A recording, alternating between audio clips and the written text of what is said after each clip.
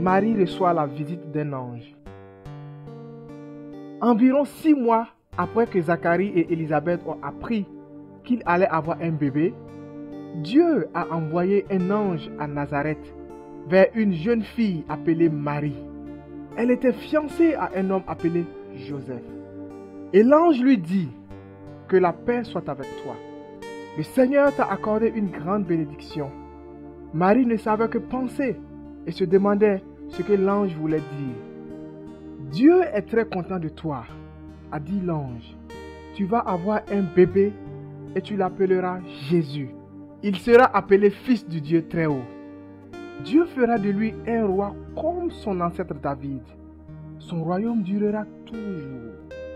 Mais je ne suis pas encore mariée, a répondu Marie. Comment est-ce que cela sera possible? L'ange lui a alors expliqué que le Saint-Esprit descendrait sur elle et que la puissance de Dieu reposerait sur elle. C'est pourquoi cet enfant serait appelé Fils de Dieu. Alors Marie a répondu, je suis la servante du Seigneur, qu'il m'arrive ce que tu m'as dit. Alors l'ange s'en est allé. Peu après, Marie est allée rendre visite à Élisabeth, qui était de sa famille. Quand Élisabeth a entendu la salutation de Marie, elle a senti son bébé bouger. Alors, Élisabeth a été remplie du Saint-Esprit et a dit, tu es la plus bénie de toutes les femmes, et béni soit l'enfant que tu portes. Je loue le Seigneur de tout mon cœur, a dit alors Marie.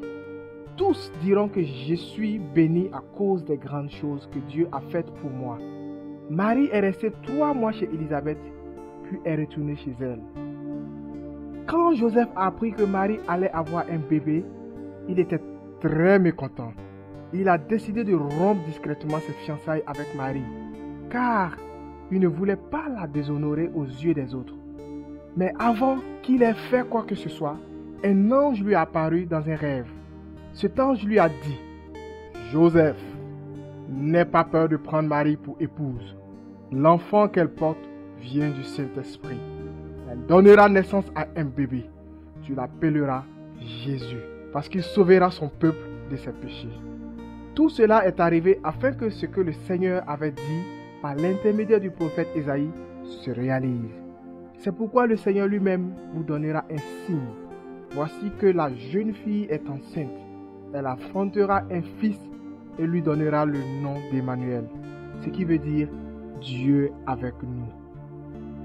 Après avoir fait ce rêve, Joseph a épousé Marie, mais il n'a couché avec elle qu'après la naissance de Jésus.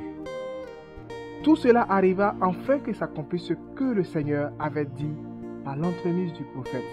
La vierge sera enceinte, elle mettra au monde un fils, et l'on l'appellera du nom d'Emmanuel, ce qui se traduit Dieu avec nous.